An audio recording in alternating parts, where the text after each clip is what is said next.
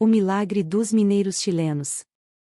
A mina São José se estendia profundamente abaixo do deserto do Atacama, no norte do Chile, onde gerações de mineradores haviam cavado caminhos pela terra em busca de metais preciosos. Para a maioria, era um trabalho que equilibrava respeito e medo, respeito pelos minerais que lhes davam trabalho e medo dos perigos imprevisíveis que espreitam abaixo.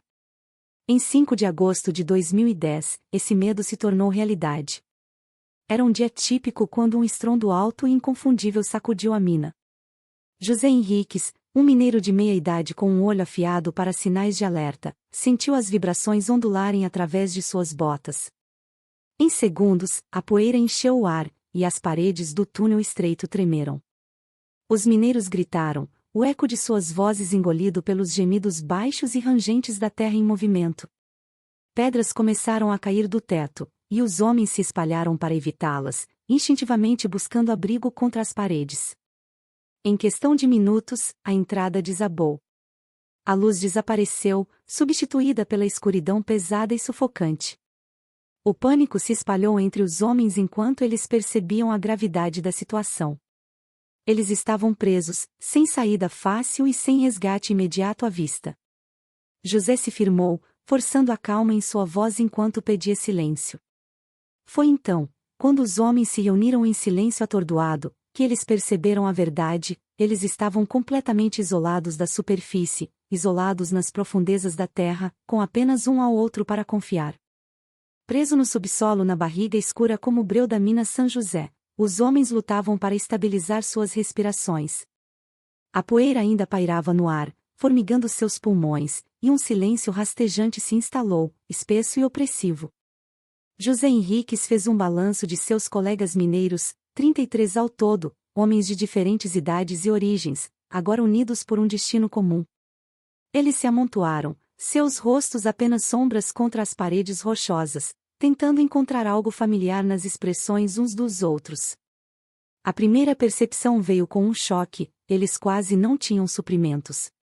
A comida que sobrou da última refeição consistia em algumas latas de atum, biscoitos e um pouco de água mineral. Cálculos correram por suas mentes. Se eles racionassem cuidadosamente, talvez pudessem fazer durar alguns dias. Mas eles sabiam que essa era uma estimativa generosa. Na realidade, os suprimentos poderiam acabar muito antes. Um dos mineiros mais jovens, Mário Sepúlveda, tentou manter o ânimo. Olha, vamos superar isso juntos, ele disse, seu tom mais esperançoso do que ele se sentia. Seus olhos escuros brilharam com determinação, e suas palavras forneceram um bálsamo temporário. Os homens sabiam que entrar em pânico só aceleraria sua ruína, e eles resolveram manter um ao outro no chão. Na penumbra, eles formaram um plano, dividindo seu pequeno grupo em papéis para tirar o melhor proveito da situação. Alguns patrulhavam o perímetro, esperando por qualquer pequeno sinal de uma rota de fuga, enquanto outros faziam um inventário dos recursos limitados. Eles decidiram por rações rigorosas, uma mordida de comida e um gole de água por dia. Cada homem ficou em silêncio, entendendo que cada gota e migalha poderia significar a diferença entre a sobrevivência e a rendição. Conforme as horas passavam, uma resiliência compartilhada começou a endurecer dentro deles. Eles não eram mais indivíduos, mas uma única unidade, unidos pela sobrevivência. Espera acima da mina, a notícia do colapso se espalhou rapidamente, despertando alarme e esperança entre os familiares que esperavam ansiosamente do lado de fora da entrada. Na pequena cidade de Copiapó, a mina era o coração da comunidade, e os homens presos eram pais, filhos e irmãos. Estações de notícias e programas de rádio zumbiam com atualizações enquanto o mundo sintonizava, prendendo a respiração. As famílias se reuniram, agarrando-se umas às outras enquanto olhavam para o buraco aberto da entrada da mina, esperando por algum sinal de vida. O governo do Chile interveio imediatamente, reunindo uma equipe de especialistas, geólogos e trabalhadores de emergência no local. As primeiras avaliações, no entanto, ofereceram pouca segurança. A estrutura da mina era perigosamente instável, e repetidas tentativas de abrir caminho foram frustradas por novos deslizamentos de rochas. As horas se transformaram em dias enquanto as equipes de resgate lutavam contra um labirinto de terra em movimento. Seus esforços encontraram silêncio vindo de baixo. Com o passar dos dias, uma sensação de pavor misturada com determinação tomou conta. Os socorristas perfuraram poços na mina, esperando localizar os homens ou até mesmo ouvir um sinal. Engenheiros de todo o país e do mundo chegaram, trazendo equipamentos avançados e experiência. Famílias montaram um acampamento do lado de fora da mina, prometendo esperar, enquanto velas e fotografias enfileiravam altares improvisados de esperança. Desse ponto em diante, o mundo assistiu, paralisado, enquanto o Chile se preparava para um resgate sem precedentes. E lá embaixo, alheios ao caos acima, os mineiros continuaram a sobreviver em quase silêncio, esperando. Nsassa acima do solo. Estratégias de sobrevivência no subsolo na escuridão total da mina, os dias começaram a se confundir.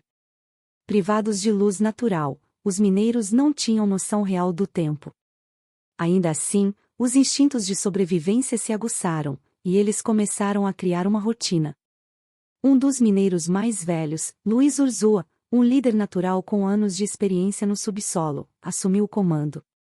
Com sua voz calma e comportamento firme, ele organizou turnos, encorajando os homens a permanecerem fisicamente ativos e manterem suas mentes ocupadas. O racionamento de comida e água se tornou um ritual. Todos os dias, os homens se reuniam para compartilhar um pequeno pedaço de atum e um gole de água a cada, esticando seus escassos suprimentos até o limite absoluto. Seus estômagos roncavam constantemente, e cada refeição os lembrava de quão pouco lhes restava. No entanto, apesar das pontadas de fome, eles mantinham uma disciplina rígida.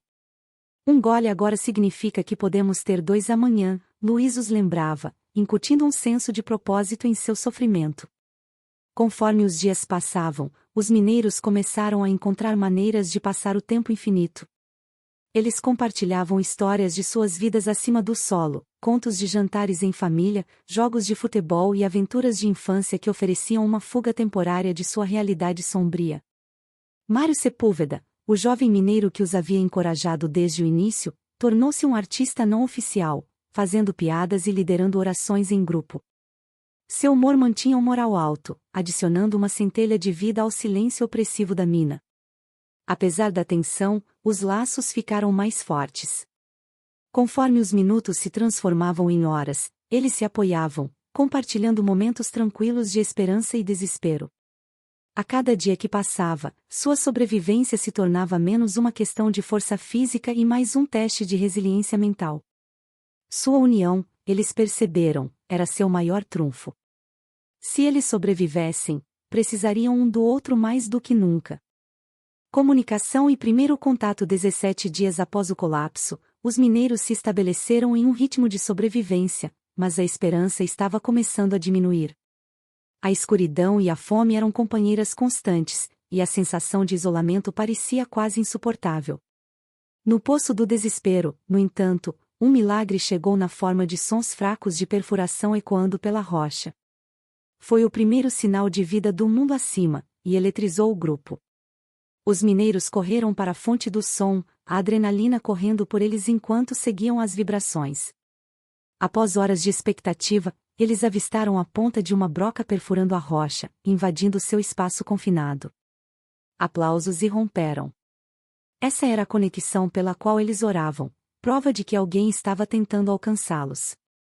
Com as mãos trêmulas, os homens prenderam uma nota na broca que dizia: "Estamos bem em o refúgio, Los 33, estamos bem no abrigo, nós 33. Acima do solo, os socorristas retiraram a nota da broca e irromperam em comemoração, gritando, rindo e se abraçando. A notícia da descoberta se espalhou rapidamente, e o mundo inteiro exalou em alívio. Logo depois, pequenos tubos conhecidos como palomas, ou pombas, foram baixados pelo estreito poço, entregando suprimentos básicos, água, comprimidos de glicose e mensagens de familiares. Essas mensagens reanimavam os espíritos enquanto os mineiros ouviam palavras de amor e encorajamento de suas famílias. Lágrimas se misturavam com risos enquanto os homens liam e releam suas mensagens, saboreando cada palavra. A chegada de suprimentos e a comunicação de cima renovaram a esperança dos mineiros. Pela primeira vez, eles se permitiram acreditar que poderiam sobreviver a essa provação. Com o contato restabelecido, eles se prepararam para a longa espera, entendendo que o resgate seria complexo e que eles estavam longe de serem livres. À espera de 69 dias, conforme os dias se transformavam em semanas, os mineiros se acomodaram em um novo normal, sabendo que o resgate não seria rápido.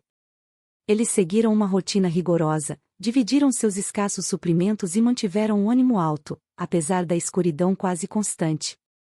A conexão com o mundo exterior trouxe alívio, mas também um peso não dito, a realidade de que o resgate poderia levar meses. Acima do solo, a missão de resgate se tornou um esforço massivo e coordenado envolvendo especialistas de todo o mundo, incluindo engenheiros da NASA, que aconselharam sobre maneiras de manter os mineiros física e mentalmente aptos durante seu aprisionamento prolongado. 3 planos de perfuração separados foram elaborados, cada um com o objetivo de criar um poço de resgate largo o suficiente para extrair com segurança cada homem. Os mineiros podiam ouvir o zumbido fraco das brocas acima, dia e noite, um som que se tornou uma tábua de salvação para sua frágil esperança. Lá embaixo, eles confiavam uns nos outros para continuar. A fé desempenhava um papel central, eles oravam juntos diariamente, mantendo a crença de que não estavam sozinhos em sua luta.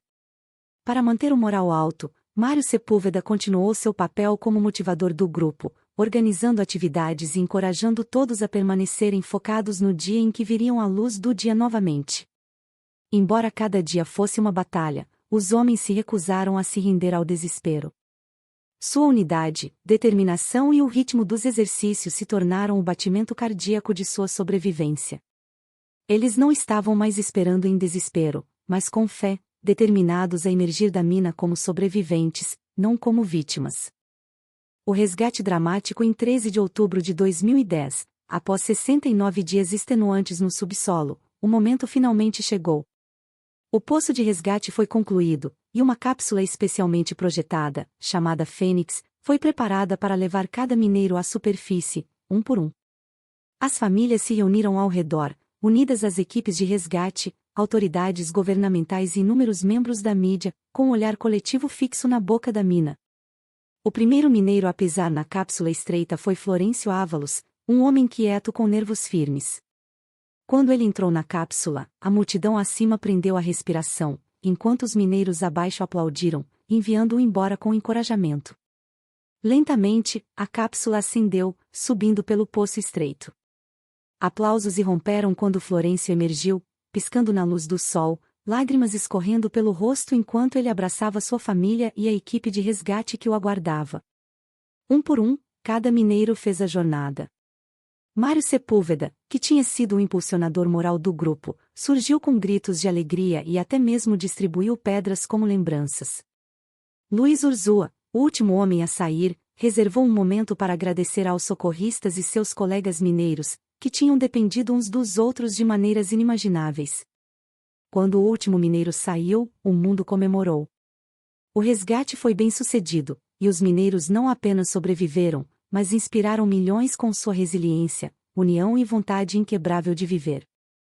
Consequências e legado. Após o resgate, o mundo continuou a acompanhar a vida dos 33 mineiros, que se tornaram heróis nacionais e símbolos globais de esperança e resistência. Nos dias seguintes, as notícias focaram nos reencontros emocionantes, nas histórias de superação e na coragem que cada um foi declarado durante os 69 dias de isolamento. Os mineiros, ainda abalados, enfrentaram uma nova realidade. Muitos passaram por tratamento para lidar com os traumas físicos e psicológicos. Embora sobreviventes, alguns lutaram contra a sombra de pesadelos e ansiedade, enquanto outros abraçaram novas oportunidades, escrevendo livros, dando palestras e compartilhando sua experiência com o mundo. O impacto do desastre também se estendeu à indústria de mineração no Chile e em outros países. O governo chileno reforçou as normas de segurança nas minas, e o incidente trouxe uma nova atenção para a proteção dos trabalhadores em condições perigosas. No entanto, mais do que uma tragédia, a história dos mineiros chilenos se tornou um lembrete da capacidade humana de resistir e se unir diante do impossível. A sobrevivência dos 33 foi uma história de determinação e fé, inspirando pessoas ao redor do mundo a nunca desistirem, mesmo nas situações mais sombrias.